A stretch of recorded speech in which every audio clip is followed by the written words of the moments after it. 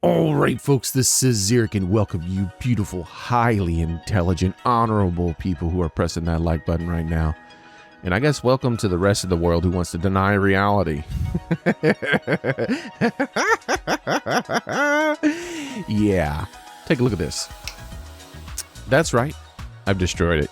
We all know, everyone who doesn't want to deny reality knows that when they're like, oh, but video games used to cost so much more. Here's a picture of an old ad. See, if you adjust that for inflation, video games should cost more. We all know that's bullcrap.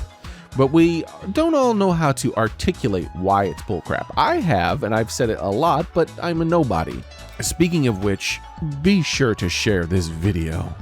Anytime you hear anyone trying to spread this inflation myth, I want this video to go viral if at all possible. It probably won't. YouTube has something going on with my channel, so be sure to press that like button and leave a comment because this is super important. I'm tired of this myth. I want it to die because it deserves to die because it's a lie. There is zero correlation, as you can see, between the amount of money that Nintendo charges for video games and the amount of money they make. All of these numbers are adjusted for inflation to the year 2024. And as you can see, Nintendo's not hurting for cash. But you know who is hurting for cash? The average person. That's right, the average person. Nintendo's buying power is more than it's ever been. They have an absurdly ridiculous amount of money. However, the average consumer, their buying power, how has it changed over the years since 1990? Well, let me put this in perspective. I know a feller. He was a janitor at Anheuser-Busch. He bought a house and supported an entire family off of his income alone. That's right, nobody else was giving him money. No one else from the family was supporting. This was his income alone. He bought a house and supported an entire family. Do you think the average janitor can buy a house and support a family in the year of our Lord 2024? Our disposable income is nothing. We don't have a lot of fun money now. That's why the price of video games has stagnated even though inflation has gone up. It's because we don't have buying power, so they can't charge those higher prices.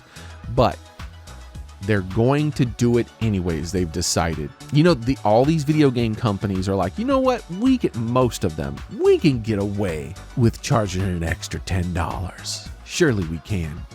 But notice that more games than ever before are failing because we don't have the money. That extra $10 is just a little bit too much psychologically for a lot of people. A lot of people aren't priced out by that extra $10, but they can't, they're just like, 10 extra dollars, 70? That's 70, that's a lot closer to 100 than it used to be. No, I'm gonna buy something else with my money. That's why so many games are failing. It's not like games are uniquely bad now. There's always been horribly bad video games, but these games are failing more than they used to because people can't afford them like they used to. Yes, more people than ever before play video games, and this has enabled companies like Nintendo to make $4.56 billion in the year of our Lord 2021, only charging $60 for their games.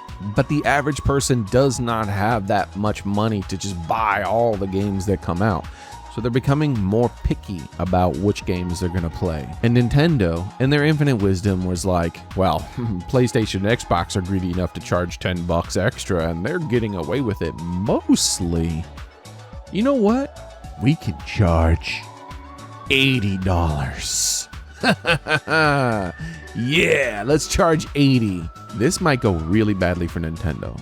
And notice that they're not doing it for all of their games. This is because they're trying to fiddle with us. They're trying to see just how much they think they can get away with. But hey, some of their games are even higher than that. Like apparently, it is true. I could not believe it, but it is true that Breath of the Wild is a $90 game on the Nintendo Switch, if you wish to have the DLC as well as the base game. That's right, the nearly 9-year-old game is $90, because it doesn't even include the DLC. A port of a Wii U game. Sure. Anyways, you guys get the point. You guys have the graphic. Share this video. to everyone who you've ever heard talking about this inflation myth. And please press that like button. Thank you very much for watching. I appreciate it. Hopefully Nintendo gets the message too. $70 is too much for a video game. And they want to charge $80 or more? Preposterous. Inconceivable. This is Xeric, and I'm out.